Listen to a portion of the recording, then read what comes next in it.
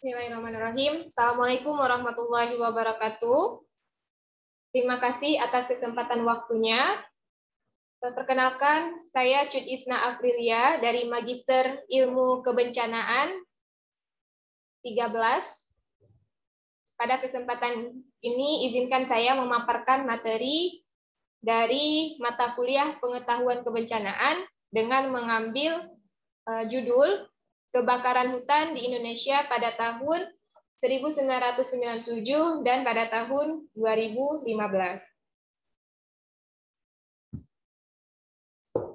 Adapun hal-hal yang terkait pada pembahasan materi ini ialah yang pertama, apa itu bencana kebakaran hutan? Kemudian, di mana dan kapan terjadinya kebakaran hutan? Yang ketiga, kenapa bisa terjadi kebakaran hutan? Yang keempat, bagaimana terjadinya kebakaran hutan? Dan yang kelima, siapa-siapa saja yang terlibat dari kebakaran hutan tersebut. Pembahasan pertama ada mengenai apa kebakaran hutan tersebut. Apa itu kebakaran hutan? Kebakaran hutan termasuk salah satu bencana atau hanya ancaman bagi makhluk hidup. Nah, di sini ada definisi dari bencana, yakni suatu peristiwa atau rangkaian peristiwa yang mengancam dan mengganggu kehidupan dan penghidupan masyarakat, baik disebabkan oleh faktor alam maupun faktor non-alam, dan juga ada faktor manusia.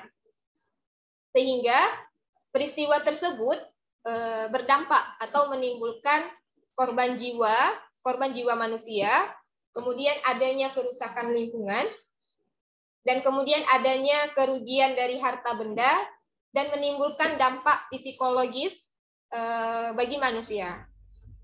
Nah, kemudian kebakaran hutan memiliki definisi merupakan pembakaran yang penjalaran apinya bebas serta mengonsumsi bahan bakar alam seperti serasa, pohon mati yang berdiri, kayu bulat, kemudian rumput, ranting, cabang, tunggak pohon, gulma, semak belukar, dedaunan, dan juga pohon-pohon.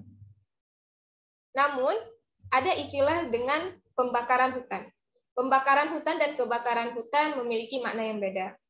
Pembakaran hutan ini terkait dengan identik dengan kejadian yang disengaja dilakukan oleh pihak-pihak terkait yang membakar suatu lokasi untuk membuka lahan ataupun juga untuk mengendalikan hama.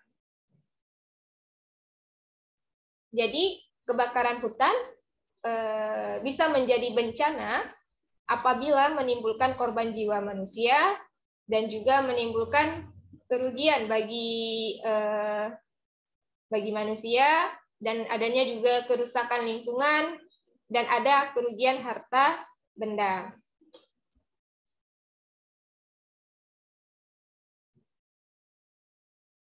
Baik, kemudian pemaparan materi saya ialah di PPT saya adanya kebakaran hutan Indonesia setelah kemerdekaan.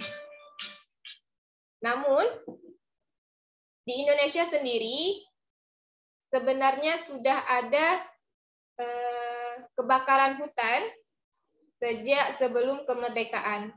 Hal ini ditunjukkan dari peraturan-peraturan yang dibuat oleh Hindia Belanda pada masa-masa sebelum kemerdekaan. Salah satunya ialah ada peraturan atau ordonansi hutan untuk Jawa dan Madura pada tahun 1927 dengan pasal 20. Kemudian adanya juga Provinsiale Bosphoror Deni Midden Java dengan pasal 14 yang menyebutkan upaya-upaya kesiapsiagaan dalam menghadapi musim kebakaran atau musim kering di bulan Mei sampai dengan November. Dan juga disebutkan pada pasal tersebut mengenai penggunaan penggunaan api atau pembakaran hutan di perbatasan hutan. Kemudian dari para penjelajah Eropa yang juga mendarat di Borneo atau Kalimantan, itu juga menyebutkan adanya tercium asap sampai bermil-mil jauhnya dari di laut. Hal ini disebutkan oleh Bowen et al. 2001. Pada materi saya, kebakaran hutan di Indonesia setelah kemerdekaan yang terjadi periode besar kebakaran hutan ada 5 periode atau 5 tahun. Di mana yang pertama ada pada tahun 1982 hingga 1983. Nah, kejadian ini terjadi di Kalimantan Timur dengan menghabiskan 3,2 juta hektar. Ini juga merugikan kerugian yang dicapai melebihi dari 6 triliun rupiah. Kemudian ada di tahun 1987 di Sumatera Barat dan juga Kalimantan.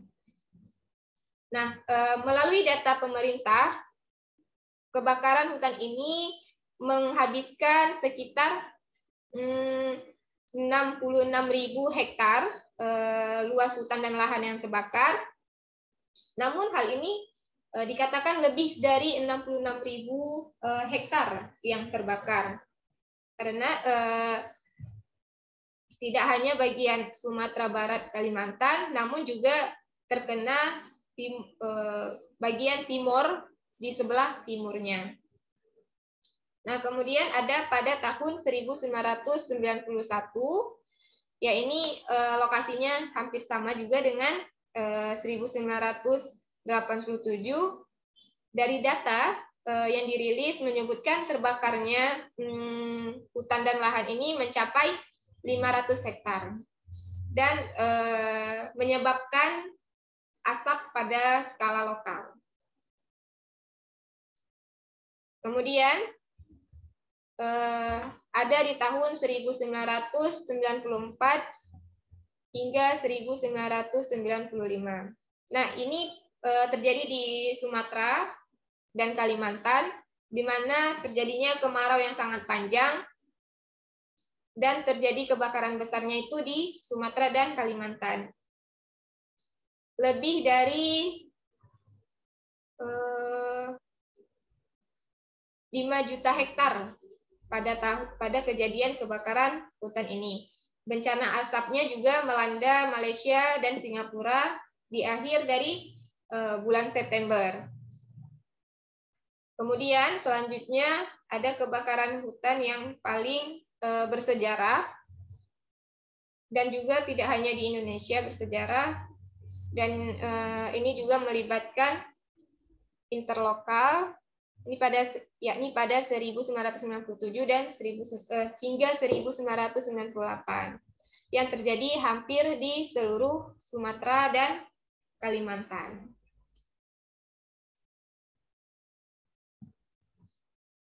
Kemudian ini merupakan grafik dari tutupan hutan dari tahun 2002 hingga ke 2019.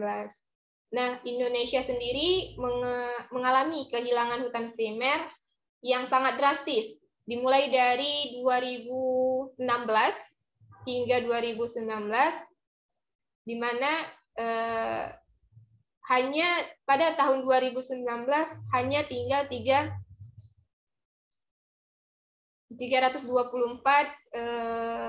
hektar lagi, kehilangan 324 hektar hutan primer Indonesia.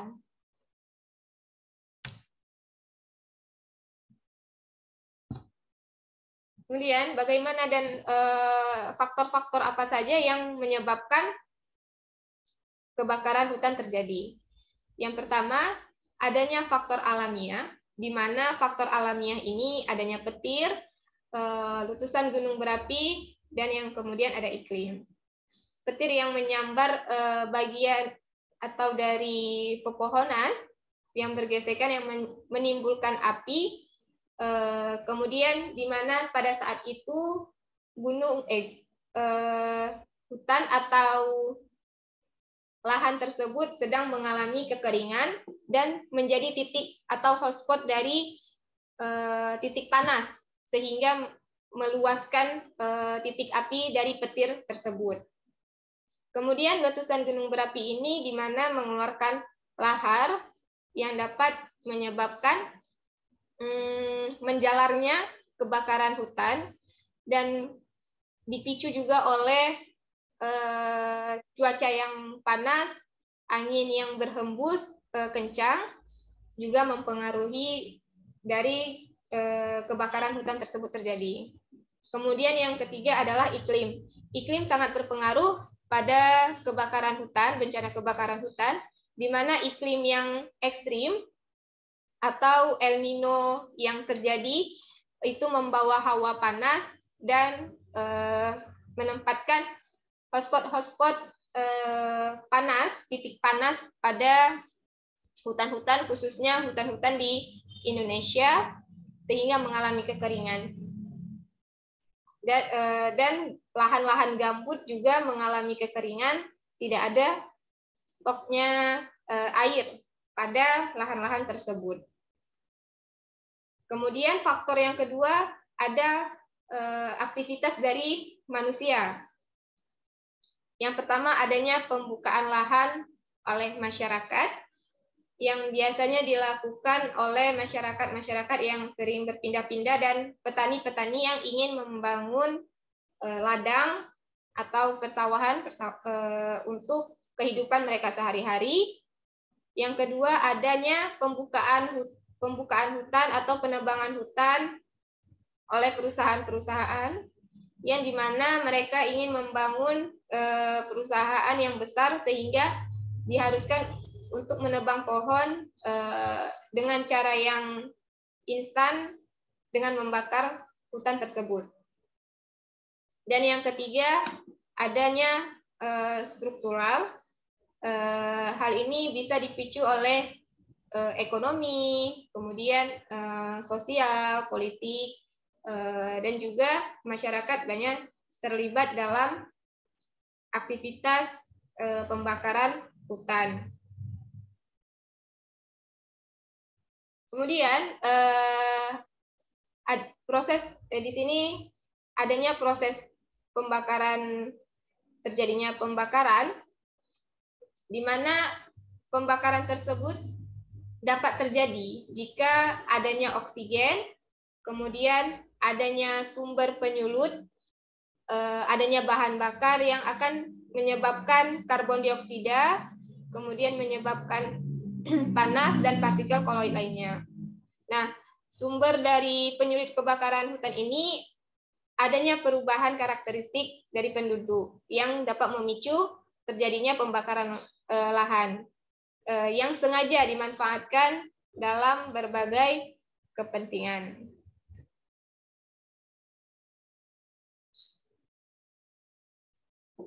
Nah, di sini kemudian kebakaran hutan yang terjadi yang bersejarah di tahun 1997 hingga 1998, di mana kebakaran hutan ini terjadi hampir di seluruh wilayah Sumatera dan Kalimantan, dengan catatan luasan hutan dan lahan yang terbakar itu mencapai 19,7 juta hektar. Adapun banyak dugaan awal terjadinya kebakaran hutan di tahun 1997 ini. Yang pertama menyebutkan adanya pembukaan lahan oleh petani. Kemudian disebutkan juga adanya perusahaan yang membakar hutan untuk membuka lahan dengan disebutkan ada 167 perusahaan yang membakar hutan. Kemudian juga ada dari faktor cuaca, faktor iklim yang mengalami kekeringan pada saat 1997 hingga periode hingga tahun 1998. Kemudian dampak yang dihasilkan pada kebakaran hutan ini ialah juga terasa pada negara-negara tetangga seperti Singapura, Malaysia, Thailand, Brunei, Vietnam, bahkan Australia dan negara-negara lainnya juga terdampak dari kebakaran hutan di 1997 ini. Kemudian kerugian yang dihasilkan dari kebakaran hutan ini mencapai 4,4 miliar US dollar dan 20 juta orang itu mengalami gangguan pernapasan. Kemudian adanya korban jiwa yang ditimbulkan dari asap kebakaran hutan ini dengan 240 orang tewas dari 100.000 orang yang terserang penyakit ISPA atau penyakit akibat menghirup asap kebakaran hutan. Kemudian adanya dampak gangguan, selain dampak dari gangguan kesehatan, asap tersebut juga mengganggu aktivitas transportasi darat dan juga transportasi udara. Terganggunya kestabilan dari politik dengan negara tetangga, menyebabkan marahnya mungkin dari negara-negara tetangga. Dan kemudian juga terhentinya aktivitas ekonomi, di mana aktivitas-aktivitas masyarakat banyak yang terganggu pada saat kebakaran hutan melanda.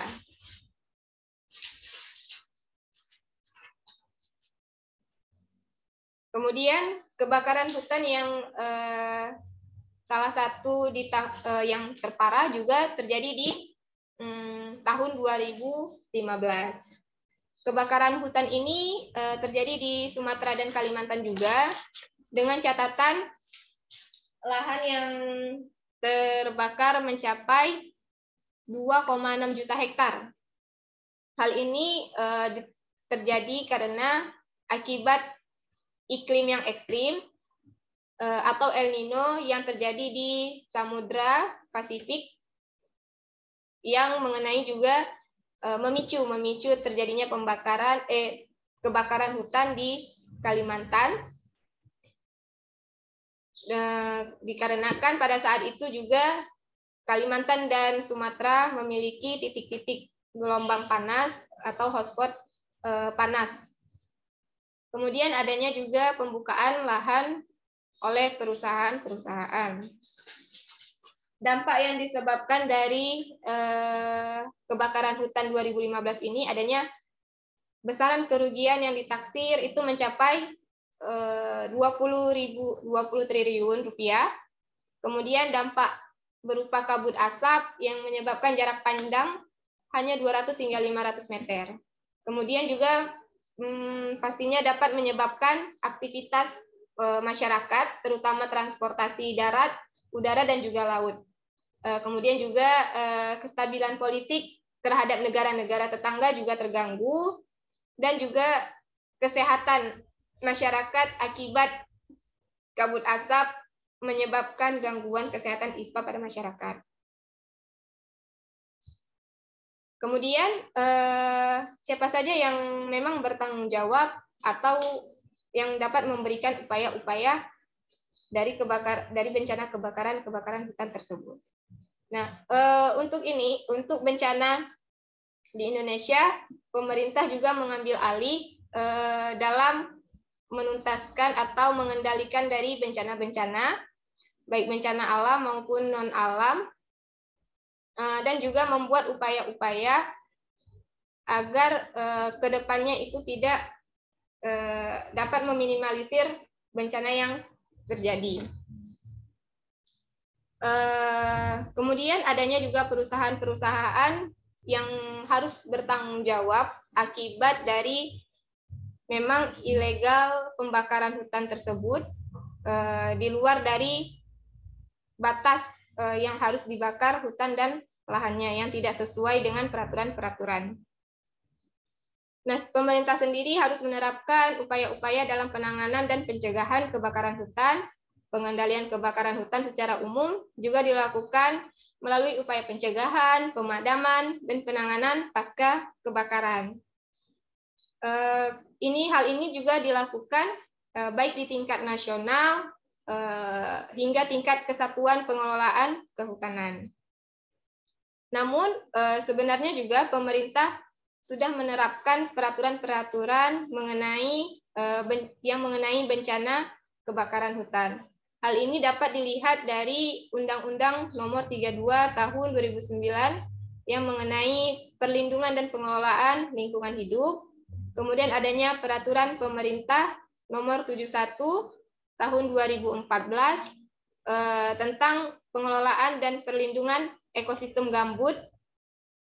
Dan ada juga Peraturan Menteri Pertanian Nomor 14 Tahun 2009 mengenai pedoman pemanfaatan lahan gambut untuk budidaya kelapa sawit, dan banyak juga upaya-upaya pemerintah lain seperti mensosialisasikan, mengkonferensikan pencegahan dari kebakaran hutan di Indonesia khususnya.